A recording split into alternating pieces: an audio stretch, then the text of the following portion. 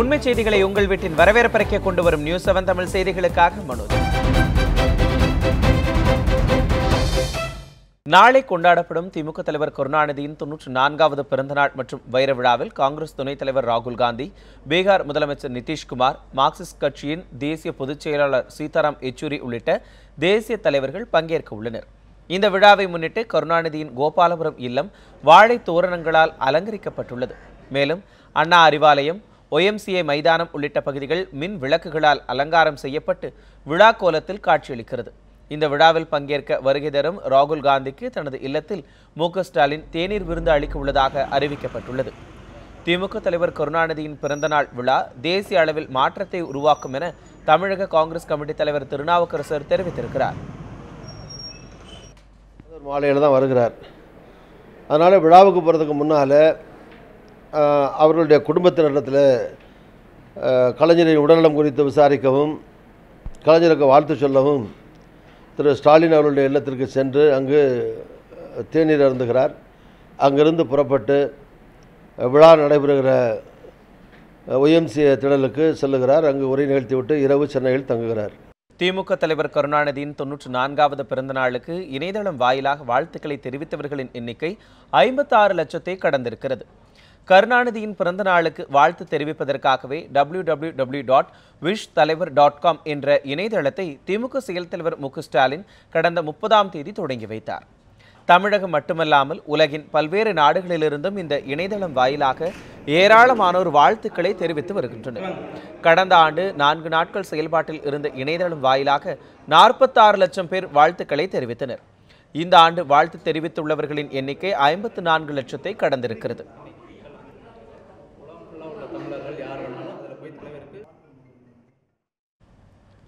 சட்டமன்ற வைர விழா காணும் திமுக தலைவர் கருணாநிதி தன்னுடைய 75 வருட பொது வாழ்வில் பகுத்தறிவு பாதையில் இருந்து சிறிதளவு கூட விலகியதில்லை என்று திமுகவின் மகளிரணி செயலாளர் கனிமொழி பெருமிதம் தெரிவித்தார். அவரிடம் நமது செய்தியாளர் கோபாலகிருஷ்ணன் நடத்திய சிறப்பு நேர்காணலின் போது இதனை கூறியிருக்கிறார். மாதிரி தலைவர் கலைஞர் அவர்கள் எப்பமாவது கடவுள் இருக்கிறார் அப்படிங்கிற ஒரு சிந்தனை ஓட்டம் அவருக்குள்ள இருந்திருக்கார். கடந்த 6-7 மாதங்களாக நோய்வாய்ப்பட்டு பல சிரமங்களுக்கு உள்ளாகிருக்கிறார். யாராக இருந்தாலும் அவ்வளவு தைரியத்தோடு இதெல்லாம் எதிர்கொண்டு இருக்க முடியுமான்னு எனக்கு தெரியல. ஆனால் ஒரு முறை கூட அவர் வாயிலிருந்து கடவுளோ ஆண்டவனோ எதுவுமே வந்தது கிடையாது. இதைவிட ஒருவன் நாத்திகவாதியாக இருப்பதற்கு எந்த ஒரு உதாரணத்தையும் யாரும் சொல்ல முடியாது. ஒரு முறை கூட அவர் வாயிலிருந்து எந்த கடவுள் பெயரோ, கடவுள் அப்படிங்கிற வார்த்தை கூட, கடவுளே என்னை காப்பாத்தோ, ஆண்டவனையோ, எந்த ஒரு வார்த்தையும் அவர் வாயிலிருந்து வந்ததில்லை. அதனால அவருக்கு இந்த மாதிரி இன்னொரு முகத்தை கற்பிக்கிறதுக்கெல்லாம் தயவு செய்து முயற்சி செய்யாதீங்க. இதை விட ஒருவர் நாத்திகவாதியாகவே உள்ளிருந்து எந்த வித ஒரு சின்ன சந்தேகத்திற்கும் இடமில்லாமல் ஒருவர் இருக்க முடியும் என்றால் அது அவராகத்தான் நான் பார்க்கிறேன். அதனால இதை கிளப்பாதீர்கள். பொதுவாக ஒரு அரசியல்வாதி அப்படின்னா எப்படி இருக்கணும்னு சொன்னாங்க. இது தளபதியை அடிக்கடி சொல்லக்கூடிய மேடைகளில் பல இடங்களில் சொல்லியிருக்காரு.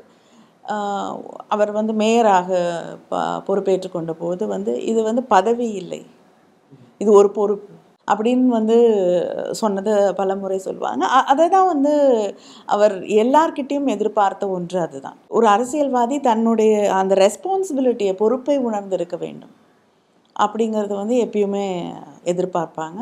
அதனால தான் இப்போ தலைவரோட வேலை செய்யக்கூடிய பல பேருக்கும் தெரியும். காலையில் 5:30 மணிக்கு அதுவும் தலைவர் முதலமைச்சராக இருக்கக்கூடிய காலகட்டத்தில் அமைச்சர்களுக்கோ அதிகாரிகளுக்கோ ஒரு அழைப்பு வந்ததுன்னா அது 5:30 மணிக்கு ஃபோன் அடிச்சதுன்னா அது தலைவர்கிட்ட இருந்தான் தெரியும். ஏன்னா பத்திரிகையை படிச்சுட்டு அதில் வந்திருக்கக்கூடிய ஒரு செய்தியை அதை சார்ந்த அந்த துறை சார்ந்தவர்களுக்கு அழைத்து அதை பற்றி கேட்பாங்க. ஃபர்ஸ்ட் பேப்பரை படித்த உடனே முதல்ல கூப்பிட்டு இதுக்கு என்ன நடவடிக்கை எடுக்க போகிறீங்க, என்ன பண்ண போகிறீங்கன்று அவர்களிடம் விவாதிப்பார். அதனால் அந்த அளவுக்கு அப்போ சில நேரங்களில் நான் பார்க்கல அப்படின்னா கூட ஒரு சின்ன கோபம் வரும். உங்கள் துறையில் ஒரு தவறு நடந்திருக்குன்னு சுட்டி காட்டுகிறார்கள், அதை கூட தெரிஞ்சுக்காமல் இருக்கீங்களே அப்படின்னு. ஸோ அதனால் எல்லா நேரமும் ஒரு அரசியல்வாதி தனக்கு கொடுக்கப்பட்டிருக்கக்கூடிய பொறுப்புக்கு அந்த உணர்ந்தவராக இருக்க வேண்டும் என்று அவர் எப்பொழுதுமே எதிர்பார்ப்பார். அது கட்சி வேலையாக இருக்கட்டும், ஆட்சி பொறுப்பாக இருக்கட்டும், ரெண்டிலையுமே அந்த ஒரு முனைப்பு இருக்க வேண்டும் என்று எதிர்பார்ப்பார்.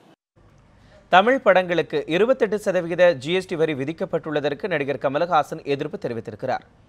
தென்னிந்திய திரைப்பட வர்த்தக சபையில் இன்று செய்தியாளர்களை சந்தித்த போது அவர் இவ்வாறு கூறியிருக்கிறார். தமிழ் திரைப்படங்களுக்கு 28% ஜிஎஸ்டி வரி அதிகமானது என்றும், தமிழ் மற்றும் ஹிந்தி திரைப்படங்களுக்கு ஒரே மாதிரியான வரி ஏற்புடையது அல்ல என்றும் கருத்து தெரிவித்திருக்கிறார். மேலும் திரைப்படங்களுக்கு ஜிஎஸ்டி வரி செலுத்த தாங்கள் தயங்கவில்லை என்று குறிப்பிட்ட கமலஹாசன், ஜிஎஸ்டி வரியை தவிர திரையுலகத்தினர் வருமான வரி தனியே செலுத்தும் நிலை இருப்பதாகவும் கருத்து தெரிவித்திருக்கிறார். இதே கருத்தை பெங்கால் பைனான்ஸ் மினிஸ்டர் முன்வைக்கப் போகிறார் என்பது என்னுடைய எண்ணம். அவருடன் பேசிக் கொண்டிருந்தேன். இதே கருத்து தான் கேரளத்தில் இருந்தும் வரும். இதே கருத்தில் ஆந்திராவிலிருந்து ஆல்ரெடி கர்நாடகாவில் இருந்து வரும். காரணம், அந்த பிராந்திய சினிமாவின் பலம் அந்த பிராந்தியத்தில் தான் இருக்கிறது. அதை நீங்க நாடு தழுவ ரிலீஸ் செய்யக்கூடிய இந்தி சினிமாவுக்கு நிகரான வரியை விதிக்கக்கூடாது என்பதுதான். இது இந்திக்கான எதிர்ப்பு அல்ல, எங்களால் என்ன சாத்தியம் என்பதை சொல்லும். சினிமா டிக்கெட்டுக்கு 28% ஜிஎஸ்டி வரி விதிக்கப்பட்டுள்ளதற்கு கேரளா, மேற்கு வங்க திரையுலகத்தினரும் எதிர்ப்பு தெரிவிப்பார்கள் என்று குறிப்பிட்ட கமலஹாசன், தங்கள் கோரிக்கையை நியாயமானதாக கருதி மத்திய அரசு உரிய நடவடிக்கை எடுக்க வேண்டும் என்றும் கேட்டுக்கொண்டார். மேலும் மாநில மொழி திரைப்படங்கள் தான் இந்திய திரையுலகின் பலம் என்று குறிப்பிட்ட அவர், கூடுதல் வரி விதித்து மாநில மொழி திரைப்படங்களை நசுக்கிவிட வேண்டாம் என்றும் வலியுறுத்தியிருக்கிறார். 28% அமெரிக்கன் படத்துக்கும் ஹாலிவுட் பிலிம்ஸ்க்கும் தமிழ் சினிமாவுக்கும் இந்தி சினிமாவுக்கும் ஒரே பட்டியலில் போட முடியாது. ஏனென்றால் நாங்க அதனால இந்தி சினிமாவை எதிர்த்து பேசுவதாகி விடாது. நாங்க எங்க தேசிய கீதம் பெங்காலில இருக்கு, அது சந்தோஷமா பாடிட்டு இருக்கிறவங்க நாங்க. அதனால எங்களுக்கு அந்த தேசத்தின் ஒருமைப்பாடு அதெல்லாம் பத்தி எங்களுக்கு ஆர்வம் உண்டு. அதே நேரத்தில் யாரால் எது சாத்தியம் என்பதை தெரிந்து கொண்டு அரசு இந்த முடிவை எடுக்க வேண்டும் என்பது எங்கள் விண்ணப்பம் கூட இல்ல. முறையீடு நாளைக்கு என்ன பண்ணுவீங்கிறத நாளைக்கு தான் முடிவு பண்ணுமே தவிர, இன்னைக்கு போய் உங்ககிட்ட நாங்க இப்படி பண்ணலான் இருக்கோம் அப்படி பண்ணலான் இருக்கோம்னு உங்க கூட கலந்து ஆலோசிக்க முடியாது. மாட்டிறைச்சி விவகாரத்தில் இரட்டை வேடம் போடுவதை தமிழக தலைவர்கள் நிறுத்திக் கொள்ள வேண்டும் என்று மத்திய இணையமைச்சர் பொன் ராதாகிருஷ்ணன் தெரிவித்திருக்கிறார். மதுரை விமான நிலையத்தில் பேட்டியளித்த அவர், சிறந்த கலைஞராகவும் அறிவார்ந்த அரசியல் தலைவராகவும் விளங்கிய முன்னாள் முதலமைச்சர் கருணாநிதியின் வைர விழாவை முன்னிட்டு அவருக்கு வாழ்த்து தெரிவிப்பதாக கூறினார். மாட்டிறைச்சி விவகாரத்தில் தமிழக தலைவர்கள் இரட்டை வேடம் போடுவதை நிறுத்திக் கொள்ள வேண்டும் என கேட்டுக்கொண்ட பொன் ராதாகிருஷ்ணன், காமராஜர் முதல்வராக இருந்தபோதே பசுவதை தடை சட்டம் தமிழகத்தில் கொண்டுவரப்பட்டதாக குறிப்பிட்டார். விவசாயிகள் பிரச்சினை முழுக்க மாநில அரசு சம்பந்தப்பட்டது என்றும், வறட்சிக்கு தேவையான முன்னேற்பாடுகளை செய்து நீர்நிலைகளை மேம்படுத்த தமிழக அரசு தவறிவிட்டது என்றும் குற்றம் சாட்டியிருக்கிறார். அவங்களுக்கு தேவை அந்த வேஷம் போடக்கூடிய அரசியல் இல்லாம போகுது. அவங்களுக்கு தேவை வேஷம் போடக்கூடிய அரசியல், நாடகம் போடக்கூடிய அரசியல். டாக்டர் அன்புமணி ராமதாஸ் அவர்கள் பொங்கல் திருவிழா நேரத்தில், தமிழன் பொங்கல் திருவிழா கொண்டாடும் போது, பொங்கலில் வீட்டில் இருக்கக்கூடிய குழந்தைக்கு சமமாக மதிக்கப்படக்கூடியது வீட்டில் இருக்கக்கூடிய பசு. அந்த பசு பொங்கல் அன்னைக்கு வெட்டுக்கொல்லுக்கு பார்க்குறாங்களா? கன்றுக்குட்டியை வெட்டுக்கொல்லுக்கு பார்க்குறாங்களா? குடியரசுத் தலைவர் தேர்தலில் பாஜகவிற்கு அதிமுக ஆதரவு அளித்திருப்பதாக பாஜகவின் மூத்த தலைவர் சுப்பிரமணியன் சுவாமி தெரிவித்திருக்கிறார். கோவை விமான நிலையத்தில் செய்தியாளர்களை சந்தித்த அவர், அதிமுக இரு அணிகளாக இல்லை எனவும் ஓ பன்னீர்செல்வம் மட்டுமே தனியாக இருப்பதாகவும் விமர்சித்திருக்கிறார். அதிமுக எம்எல்ஏக்களால் முறையாக தேர்ந்தெடுக்கப்பட்ட நிலையில் முதலமைச்சராக எடப்பாடி பழனிசாமி இருப்பதாக அவர் குறிப்பிட்டார். குடியரசுத் தலைவர் தேர்தலில் பாஜகவுக்கு அதிமுக ஆதரவு அளித்திருப்பதாக கூறிய சுப்பிரமணியன் சுவாமி, இதன் மூலம் தனி பெரும்பான்மையோடு குடியரசுத் தலைவர் தேர்தலில் வெற்றி பெறுவோம் எனவும் தெரிவித்திருக்கிறார். ஜனாதிபதி நம்ம ஜெயிப்போம். ஏற்கனவே இப்போ அதிமுக ஆதரவு கட்சி பற்றிக்கு முழுக்க தனி மெஜாரிட்டி இருக்கு. அது முடிவா இல்லை, யார் பண்ணலாம் உங்களுக்கு இல்லை, எனக்கு இன்னும் 10 வருஷம் ஆகும். சென்னை டி நகரில் தீயில் எரிந்து சேதமடைந்த சென்னை சில்க்ஸ் கட்டிடத்தை இடிக்கும் பணிகள் தற்காலிகமாக நிறுத்தப்பட்டிருக்கிறது. நாளை காலை மீண்டும் பணி தொடங்கப்படும் என்று அதிகாரிகள் தெரிவித்துள்ளனர். சென்னை டி நகரில் பல மாடி கட்டிடத்தில் இயங்கி வந்த சென்னை சில்க்ஸ் துணிக்கடையில் தீப்பிடித்தது. இதில் கட்டிடத்தில் உள்ள பொருட்கள் அனைத்தும் எரிந்து சேதமடைந்தன. தீயில் எழுந்த வெப்பத்தால் ஒரு சில பகுதிகள் தானாக இடிந்தும் விழுந்தன. வலுவிழந்து மொத்தமாக இடிந்துவிடும் நிலையில் உள்ள அந்த கட்டிடத்தை முழுவதுமாக இடிக்க திட்டமிடப்பட்டுள்ளது. இதற்காக மெட்ரோ ரயில் பணியில் ஈடுபட்டுள்ள நிறுவனங்களிடமும் உதவி கோரப்பட்டது. இந்நிலையில் சைதாப்பேட்டையைச் சேர்ந்த ஒரு நிறுவனம் தீப்பிடித்த கட்டிடத்தை இடிக்கும் பணிகளை தொடங்கியது.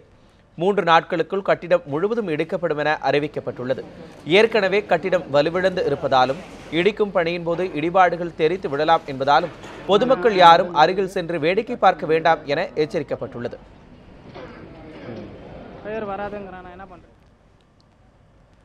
சென்னை ஐஐடி இயக்குநராக பாஸ்கர் ராமமூர்த்தி நியமனம் செய்தது செல்லும் என சென்னை உயர்நீதிமன்றம் உத்தரவிட்டுள்ளது. சென்னை ஐஐடி நிறுவனத்தின் இயக்குநர் பாஸ்கர் ராமமூர்த்திக்கு 5 ஆண்டு பதவிக்காலம் முடிந்த நிலையில் மீண்டும் அவர் இயக்குநராக நியமிக்கப்பட்டதை எதிர்த்து பேராசிரியர் முரளிதரன் என்பவர் வழக்கு ஒன்றை உயர்நீதிமன்றத்தில் தொடர்ந்திருந்தார். அவர் தாக்கல் செய்த மனுவில் பாஸ்கர் ராமமூர்த்தியின் பதவிக்காலம் முடிந்த பின்னர் மறு நியமனம் செய்யப்பட்டார் என்றும், ஆனால் அந்த நியமனத்தின் போது இடஒதுக்கீடு முறையும் ஐஐடி கல்வி நிறுவனத்தின் சட்ட விதிகளையும் பின்பற்றவில்லை என்றும் மனுவில் குறிப்பிட்டு குற்றம் சாட்டியிருந்தார். இந்த வழக்கு நீதிபதி சத்யநாராயணன் முன்பு விசாரணைக்கு வந்தது. அப்போது ஐஐடி இயக்குநர் தரப்பில் ஆஜரான மூத்த வழக்கறிஞர் விஜயநாராயணன் ஐஐடி இயக்குநரின் நியமனம் குடியரசுத் தலைவர் ஒப்புதலின் அடிப்படையிலேயே நடைபெற்றிருப்பதால் அதை குறைகூற முடியாது என்று விளக்கம் அளிக்கப்பட்டது. இதனை ஏற்றுக்கொண்ட நீதிபதி எம் சத்யநாராயணன் மனுவை தள்ளுபடி செய்து உத்தரவிட்டார். மேலும் எதிர்காலத்தில் நியமனம் தொடர்பான நடைமுறைகளில் வெளிப்படைத்தன்மையை பின்பற்ற வேண்டும் எனவும் உத்தரவிட்டார். நாகர்கோயில் அருகே பிறந்து 10 நாட்களே ஆன இரட்டை பெண் குழந்தைகளை பெற்றோர்களே கொலை செய்து அடக்கம் செய்த சம்பவம் குறித்து போலீசார் தீவிர விசாரணை மேற்கொண்டு வருகின்றனர். நாகர்கோயில் அருகே ஈத்தாமொழி காற்றாடி தட்டுவிளை பகுதியைச் சேர்ந்த வாழைக்காய் வியாபாரி கண்ணன் திவ்யா தம்பதிக்கு 2 வயதில் ஒரு பெண் குழந்தை இருக்கிறது. இந்நிலையில் திவ்யாவுக்கு கடந்த 10 நாட்களுக்கு முன்னர் இரட்டை பெண் குழந்தைகள் பிறந்திருக்கின்றன. இதனைத் தொடர்ந்து இன்று அதிகாலை 2 பெண் குழந்தைகளும் இறந்துவிட்டதாக கூறி அவசரமாக வீட்டின் பின்புறம் பெற்றோர்கள் அடக்கம் செய்துள்ளனர். இதுகுறித்து அருகில் உள்ளவர்கள் மாவட்ட குழந்தைகள் நல பாதுகாப்பு அதிகாரி குமுதாவுக்கு தகவல் தெரிவித்துள்ளனர். இதையடுத்து அதிகாரிகள் விசாரணை மேற்கொண்டதில் 2 பெண் குழந்தைகள் என்பதால் திட்டமிட்டு பெற்றோர்களே குழந்தைகளை கொன்றது தெரிய வந்தது. இதுகுறித்து குழந்தைகள் நல பாதுகாப்பு அதிகாரி குமுதா கோட்டாறு காவல் நிலையத்தில் புகார் அளித்ததை தொடர்ந்து போலீசார் விசாரணை மேற்கொண்டு வருகின்றனர். மேலும் குழந்தைகளின் உடலை கைப்பற்றி பிரேத பரிசோதனை செய்யும் முயற்சியிலும் அவர்கள் ஈடுபட்டுள்ளனர். இந்த சம்பவம் அப்பகுதியில் பெரும் பரபரப்பை ஏற்படுத்தியுள்ளது.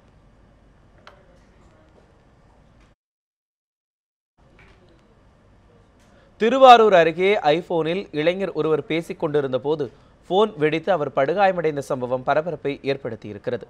அரியலூர் மாவட்டம் நகர் பகுதிக்குட்பட்ட பெரியார் நகரைச் சேர்ந்த சச்சின் என்பவர் MA பட்டப்படிப்பு படித்து வருகிறார். இவர் திருவாரூர் அருகே புள்ளமங்கலம் கிராமத்தில் உள்ள தனது உறவினர் குணசேகரனின் வீட்டுக்கு தனது இருசக்கர வாகனத்தில் வந்தார். முகந்தனூர் என்ற இடத்தில் தனது உயர்ரக ஆப்பிள் ஐபோன் பேசியிருக்கிறார். அப்போது எதிர்பாராத விதமாக செல்போன் வெடித்து சிதறி இருக்கிறது. இதில் சச்சினுக்கு முகம், தாடை மற்றும் கைகளில் கடுமையான காயம் ஏற்பட்டது. இதையடுத்து சச்சினை திருவாரூர் தனியார் மருத்துவமனையில் அனுமதித்து சிகிச்சை அளிக்கப்பட்டு வருகிறது. அட்டன் பண்ணோன்னா ஐபோன் பிளாஸ்ட் ஆயிடுச்சு. சாதா ஃபோன் வாங்கினா தான் சீப்பாக இருக்குது, பிளாஸ்ட் ஆகிடுன்னு சொல்லிட்டு இருக்கிறதுலே காஸ்ட்லி ஃபோனாக இருக்குது ஐஃபோன் வாங்கணும். வாங்கி 6 மாதம் கூட ஆகலை. இந்த மாதிரி நடந்துருச்சு. இதனால் அவர் கோரமாக அடிபட்டார். தலையில் பயங்கரமாக அடிபட்டிருக்கு. கை மூட்டு உடஞ்சிருக்கு. அது மட்டும் இல்லாமல் உயிருக்கு ஆபத்தான சூழ்நிலை கூட வந்திருக்கலாம். சாதா ஃபோன்லேயே இந்த மாதிரி இருக்குன்னு நினச்சா ஐஃபோன்லேயும் இப்படி தான் இருக்குது. அந்த கம்பெனி மேலே நாங்கள் லீகல் ஆக்ஷன் எடுக்கிறதுக்கு பிளான் பண்ணிட்டு இருக்கோம். புதுச்சேரி அரசியல்வாதிகள், அதிகாரிகள் குறித்து சமூக வலைதளங்களில் அவதூறு பரப்புவதை ஆளுநர் கிரண்பேடி நிறுத்திக் கொள்ள வேண்டும் என முதலமைச்சர் நாராயணசாமி எச்சரித்திருக்கிறார். புதுச்சேரி சட்டப்பேரவையில் கேள்வி நேரம் முடிந்ததில் முதல்வர் நாராயணசாமி சென்டாக் மருத்துவ படிப்பு மேற்படிப்பு மாணவர் சேர்க்கை தொடர்பாக அறிக்கை ஒன்றை வெளியிட்டு பேசினார். அதில் கடந்த 30ஆம் தேதி ஆளுநர் கிரண்பேடி சென்டாக் அலுவலகத்துக்கு சென்று சில மாணவர்களுக்கு அரசு ஒதுக்கீட்டு கடிதங்களை வழங்கும்படி உத்தரவிட்டிருப்பது தவறான செயல்பாடாகும் என குறிப்பிட்டார்.